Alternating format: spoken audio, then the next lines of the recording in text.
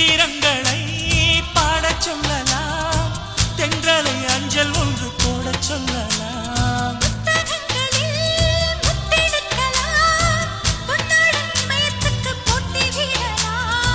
பூமிக்கு பொட்டு வைத்து பார்க்கலாம் பார்க்கலாம், பூவுக்கும் ஆடை தைத்து போடலாமா? சூரியன் தேரை மண்ணில் ஓட்டலாம்.